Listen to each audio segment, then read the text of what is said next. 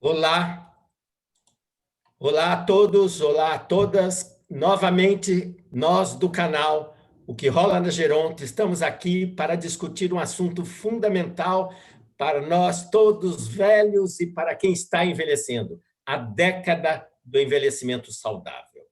Então, o canal Que Rola na Geronto, Ieda, Marília, Carlos e eu vamos discutir agora com vocês um assunto que é muito importante na formulação de políticas para que todos os países, todos os estados, todas as cidades consigam estabelecer políticas, estratégias para que todos os idosos, independente de que seja de raça, sexo, gênero, etc., status social, todos cheguem em 10 anos a ter uma vida melhor, a ter uma situação de vida melhor, uma saúde melhor, portanto, um envelhecimento saudável. É muito importante, a Organização Mundial de Saúde, em 2020, lançou, inclusive, um documento, é um documento extenso, são vários documentos, na verdade, mostrando a importância do envelhecimento saudável e de que todos se unam para que em 10 anos a gente atinja esse objetivo de todas as pessoas idosas sejam saudáveis. Isso é muito importante.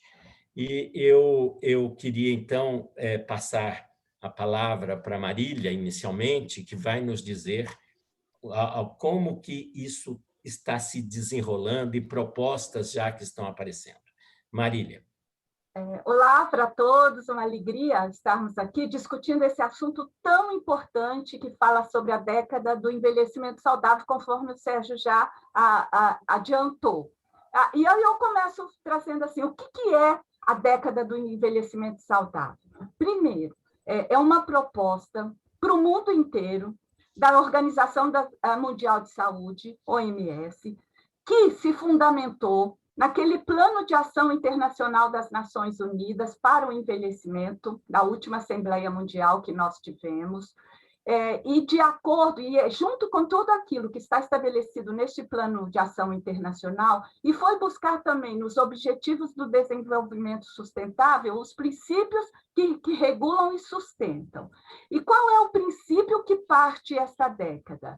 De que o fato de que as pessoas estarem vivendo mais não significa que elas estão vivendo com melhor saúde e tendo suas necessidades atendidas.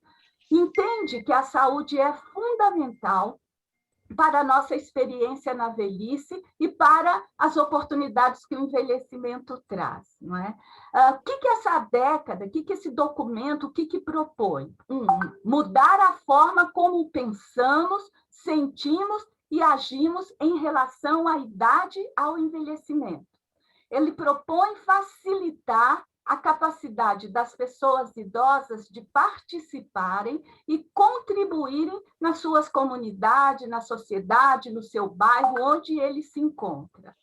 Tem também como proposta prestar atenção integrada a serviços de saúde, principalmente no nível primário, para atender às necessidades do indivíduo, ou seja, onde que ele está no seu território, onde que ele possa ter uma porta de acesso e ali ele receber o atendimento básico e inicial. E ainda pensando na saúde como um todo, prover acessos e cuidados de longa duração para as pessoas que dela necessitem. Portanto, é uma visão macro, grande, e inclusive, vocês sabem que a Organização Mundial de Saúde faz parte das Nações Unidas, e este documento foi aprovado pelas Nações Unidas, que se constituiu numa resolução, portanto, é direcionado para todos os países que fazem parte da ONU, Nações Unidas, e declarou esta década como sendo essa década do envelhecimento saudável. Ela também expressa a preocupação de que, apesar da previsibilidade do envelhecimento da população mundial e do ritmo como isso tem acontecido, o mundo não está, vejam que detalhe importante, o mundo ainda não está suficientemente preparado para responder aos direitos e às necessidades das pessoas idosas. O envelhecimento é um processo que afeta, não é, a saúde, a sociedade como um todo, o mercado de trabalho, financeiros e a demanda por bens e serviços na área da educação, habitação, cuidados de longa duração, proteção social, informação. Portanto, envelhecimento é um assunto, como nós temos dito neste canal, que envolve toda a sociedade, não é? Então, isto vale para todos os países. Nós aqui, como fazemos parte do Brasil, nós estamos vinculados à OPAS, que quer dizer Organização Pan-Americana de Saúde, que já está incentivando os governos, as organizações sociais, regionais, sociedade civil, setor público, para juntos investir em seus lugares para tanto. Só para recuperar, são 4 áreas de intervenção que esse plano se sustenta. É mudar, então a palavra-chave é mudar. Mudar o quê? A forma como nós pensamos, sentimos e agimos em relação à idade, o envelhecimento. E nós estamos falando muito sobre ageísmo, idadismo, então isso já está, de uma certa forma, incorporando-se à vida da sociedade. A segunda palavrinha é garantir que as comunidades, a sociedade, o local, capacite e absorvam e promovam a inclusão dessas pessoas. E entregar, ou seja, oferecer serviços para atender às necessidades de saúde da população idosa e, ao mesmo tempo, propiciar os acessos de cuidados de longa duração para as pessoas. Resumidamente, este é o propósito, eu acho muito importante. Infelizmente, essa década nos estados brasileiros, na nação brasileira, nos municípios brasileiros, ainda não está na agenda pública. E, como o Sérgio disse, o nosso propósito como canal é falar para você sobre isso e incentivando que esse assunto seja levado. Eu faço parte aqui no estado de São Paulo do Conselho Estadual do Idoso, que muito recentemente criou uma comissão e o Conselho já está preparando ações para chegar ao estado de São Paulo. E uma das ações propostas nesse plano inicial é que os municípios também façam isso no seu município, ou seja, estado, município. Então, é isso que nós queríamos discutir com vocês, chamar a atenção que estamos já vivendo o primeiro ano da década do envelhecimento saudável, mas, infelizmente, não temos visto ações concretas nesse sentido. Sem dúvida, Marília, isso é muito importante, porque apesar de ter os documentos sobre a década do envelhecimento saudável terem sido disponibilizados pela OMS em 2020, né? Em 2020 veio exatamente a pandemia. Então, essa questão foi, de certa forma, ficou submersa em todas as preocupações que as sociedades do mundo inteiro começaram a ter com a possibilidade de um surto, depois pandemia, né? Epidemia, pandemia, sindemia, e que fez com que essa discussão importantíssima fosse colocada num segundo, terceiro, ou até não colocada. Então, é muito importante que, a partir de agora, a gente comece a pensar ações, atividades, e você mostra aí já alguma coisa que aqui na cidade de São Paulo já estão propondo, mas o Brasil inteiro precisa começar a discutir estratégias para a gente cumprir os objetivos da década do envelhecimento saudável, não é, Ieda? Então, chega a ser irônico, né, Sérgio? A OMS decreta a década do envelhecimento saudável, e exatamente quando ela vai começar, vem a pandemia, e a primeira coisa que ela faz é matar muitos idosos. Essa chega a ser irônico. Claro que isso foi uma fatalidade, uma coisa que aconteceu no mundo, é uma fatalidade, mas, como você muito bem colocou, seria até estranho a gente começar a falar de envelhecimento saudável num momento em que a gente estava tendo um número importante e crescente de óbitos. Agora que a gente está na questão da vacinação e que a gente tem visto a questão do óbito das pessoas idosas que já estão vacinadas sendo reduzido, um maior controle da pandemia, então é um momento de voltar a trazer luz para essa discussão. E uma coisa que a Marília falou, em termos da questão das políticas e do envolvimento das políticas públicas, etc., uma coisa que foi feita aqui no Brasil foi que a Câmara dos Deputados, na verdade, a Comissão do Idoso, né, a CIDOSO da Câmara dos Deputados, em abril agora, é bastante recente, ela criou a Comissão Externa do Envelhecimento Saudável, para poder fazer o quê? Ela tem o objetivo de acompanhar e debater as políticas públicas para alinhar as ações às diretrizes da década do envelhecimento saudável, proposta pela OMS nestes pilares que a Marília colocou. Uma coisa bastante importante dos documentos, quando nós lemos e nos apropriamos dele, é que existe por isso que é uma década, né?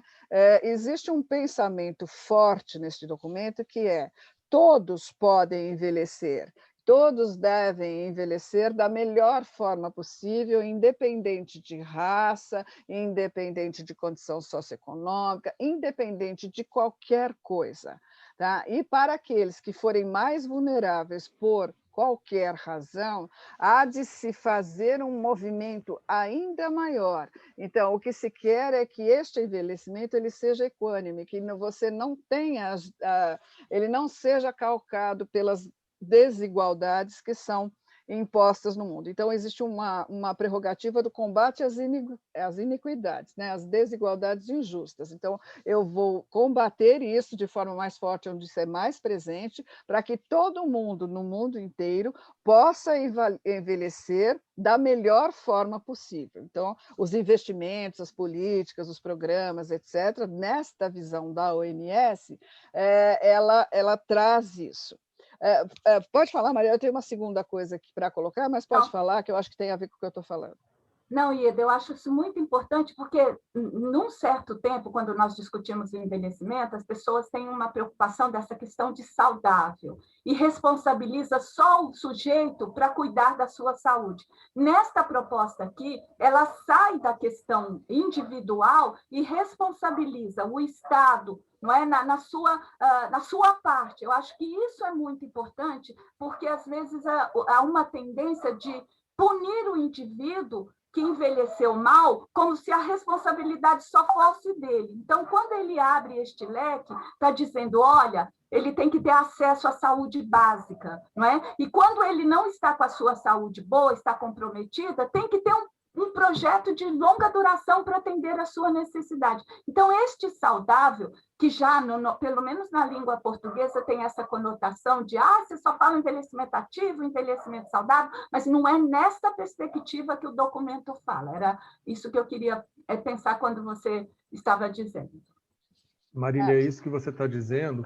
É até uma questão importante de se chamar a atenção, de que, assim, abrir esse espaço, o governo fazer a sua parte, ele implica não só em dar acessibilidade, como é que eu vou dizer, ele ficar lá de uma forma mais passiva, né? A gente tem um exemplo aqui em São Paulo do programa Acompanhante de Idosos, que ele vai até esses idosos, porque muitas vezes não adianta você ter a porta aberta, mas o idoso não conseguir chegar até lá. Então, é importantíssimo que você tenha, que o Estado vá até lá, que vá na busca dessas pessoas.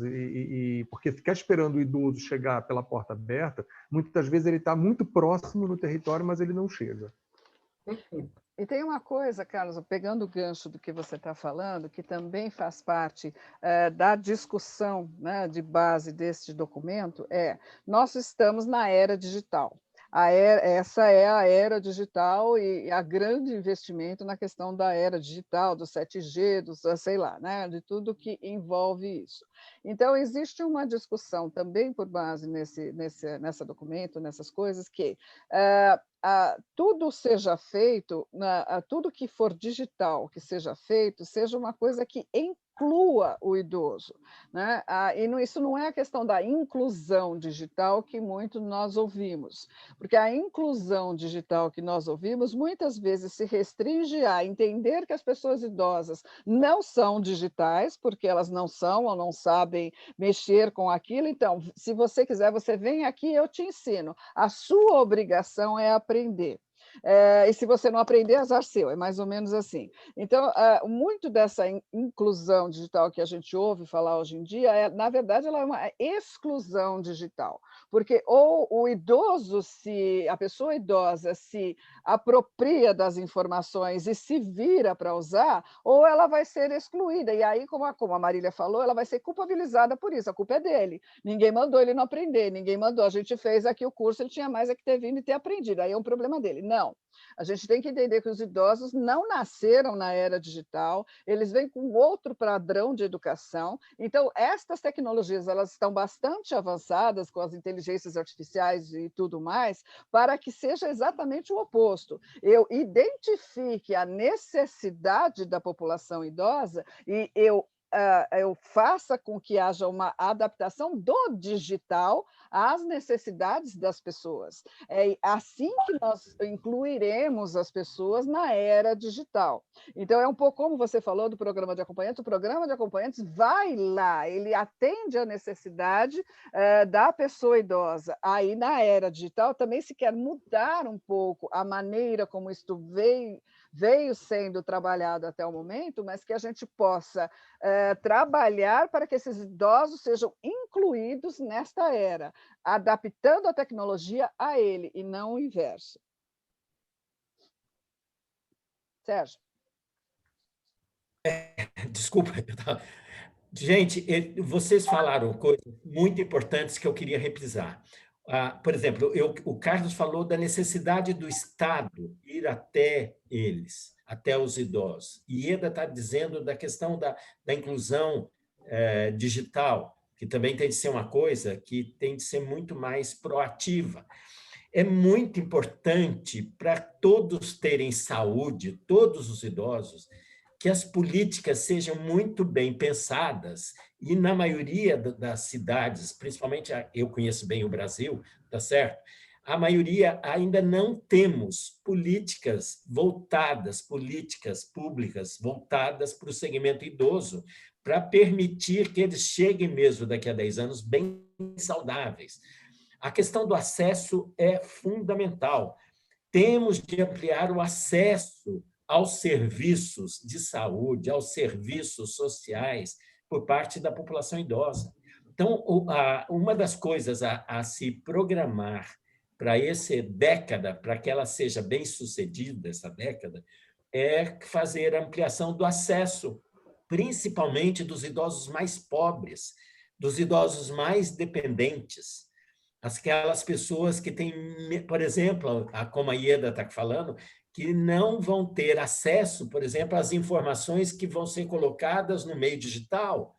Então, ampliar o acesso digital, ampliar o acesso à saúde, ampliar o acesso aos serviços sociais, ficando só nessas 3 áreas, sem ainda falar das outras, é fundamental para que a gente consiga o objetivo de ter uma população idosa saudável daqui a 10 anos.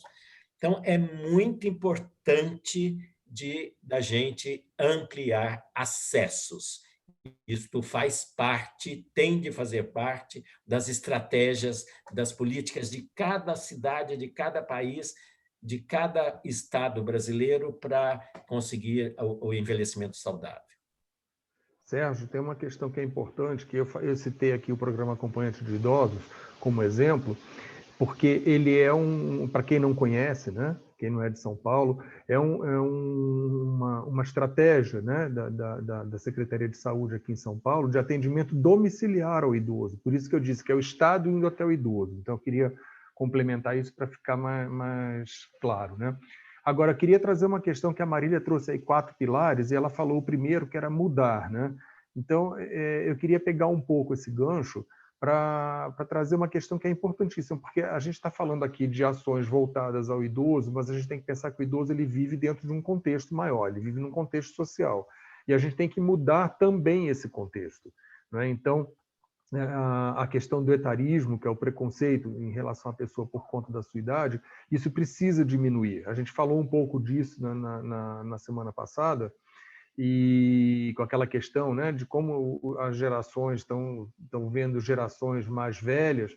Então, isso precisa mudar. Então, a gente precisa ter ações também, não só direcionadas diretamente aos idosos, mas ações que sejam direcionadas também à população mais jovem, a profissionais que trabalham com idosos, enfim, é um trabalho de educação mesmo, né, sobre o envelhecimento, não só para os idosos, mas também para a população mais jovem, principalmente profissionais que atendem idosos, né, e jovens em geral.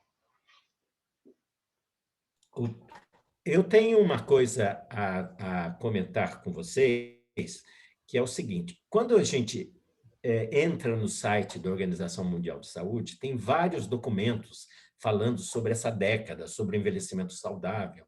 E a Marília citou algumas coisas, a Ieda já citou outras ações possíveis, mas é uma infinidade de possibilidades e que a gente vai ter de ser criativo. Eu vou citar, por exemplo, algo que é muito importante, que é como que nós vamos lidar para fazer com que os idosos tenham, de fato, cheguem saudáveis. Então, tem uma das propostas que a Organização Mundial de Saúde coloca, que é o cuidado dessa população, e principalmente aquelas que não estão muito bem, não estão tão saudáveis. Esse cuidado tem de ser integral e tem de ser integrado.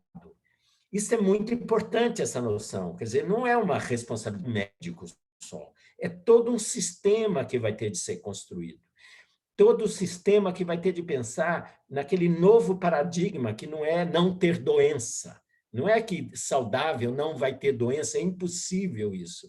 Mas é aquele indivíduo que vai ter uma capacidade funcional, física, psíquica e social, de tal forma boa que possa permitir que ele continue ativo na sociedade, continue a participar da sociedade, continue a ajudar a sociedade a se desenvolver. Então, tem algumas recomendações que a Organização Mundial de Saúde coloca e que a gente tem de pensar isso quando a gente for propor as nossas estratégias locais, aqui na minha cidade, aqui no meu bairro, aqui no meu estado, tá certo? Por exemplo, com relação à capacidade intrínseca, que é a capacidade física e mental. Isso é muito importante. Para a gente ter um envelhecimento saudável, tem de ter uma capacidade física e uma capacidade mental muito boa. Isso e pensar em tudo, por exemplo, na questão da nutrição, da visão, audição, o problema da cognição, aos sintomas e sinais de depressão, a mobilidade, tudo isso tem de entrar no escopo e não é só médico, não é só saúde. Para isso tudo, é como a Ieda estava falando, toda a sociedade vai ter de se engajar. Então, uma delas é a questão das capacidades física e mental, a capacidade intrínseca. Isso a gente tem de pensar em ações. Outro campo é pensar nas síndromes geriátricas, não é? Principalmente a Organização Mundial de Saúde dá valor a pelo menos duas muito importantes, que impactam muito a vida de grande parte das pessoas que estão aí nessa última fase da nossa vida, que é a velhice: queda e a incontinência urinária. E há uma outra coisa que tem de ser pensada para as políticas, é para aqueles idosos mais dependentes, como é que nós vamos dar suporte aos cuidadores.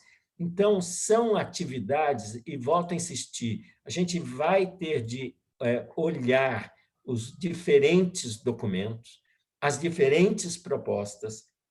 Para cada cidade, aquela proposta pode ser feita de um jeito, de acordo com o contexto daquela cidade, que é totalmente diferente do contexto de uma outra cidade. Então, é muito importante que a gente se engaje, né, e leve a sociedade toda a pensar em estratégias para garantir que todos envelheçam, todos envelheçam da melhor forma possível. Então, isso é muito importante. E uma coisa, Sérgio, que conversa exatamente nessa linha, diz respeito à questão da atualização dos profissionais, da formação dos profissionais das diferentes áreas, no sentido de que ele vai deixar de olhar o problema que o idoso apresenta, mas ele vai olhar o idoso como um todo. Então, a gente precisa da lógica do cuidado da pessoa. Eu preciso cuidar da pessoa e não só do coração, da hipertensão, do problema renal, etc. Não, eu tenho que olhar esta pessoa como um todo, entendendo todo o seu contexto, nuclear, que é a família ou não, né, os próximos a ele, o seu contexto de município e serviços e o contexto maior do próprio país. Então, mas eu preciso olhar para a pessoa de forma integral e deixar esta coisa que muitas vezes ainda acompanha a formação dos profissionais hoje em dia, que é olhar só, única e exclusivamente, para o problema de saúde. A pessoa não se resume ao problema que ela tem. A pessoa precisa ser cuidada de forma integral. Essa é uma questão que a Ieda está apontando, eu já tinha falado também, que é importantíssimo estar agregada às estratégias e às propostas que todos forem pensar para o seu município, para o seu bairro, para a sua cidade. Então, o objetivo hoje da nossa discussão foi exatamente mostrar para todos que, olha, a década do envelhecimento saudável começou agora. Nós estamos muito preocupados ainda com as questões da pandemia. E a maioria das pessoas não teve nem tempo de pensar nessas estratégias que são propostas no nível mundial.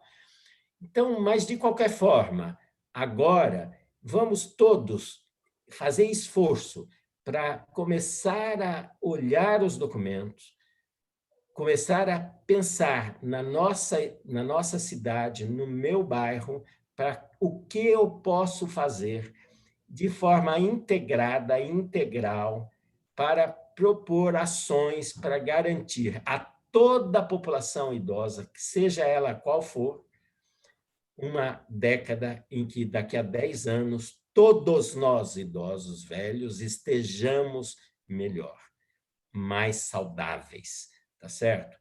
Então, foi o propósito da gente aqui, o canal, o que rola na Geronto, trazer essa discussão para também desencadear em todos essa coisa de vamos pensar em ações para tornar o envelhecimento de todos nós bem saudável. Então, eu queria agradecer a todos vocês que nos acompanham, né, no canal esse tempo todo. E quero dizer, não se esqueçam, compartilhem, divulguem, acionem o sininho, tá certo? Deem lá o like, porque isso é muito importante. E a gente agradece a todos que estão nos seguindo, e cada vez é mais gente. E o canal, o que rola na Geronto, se despede e dizendo: tenhamos todos um envelhecimento saudável. Um abraço. Tchau.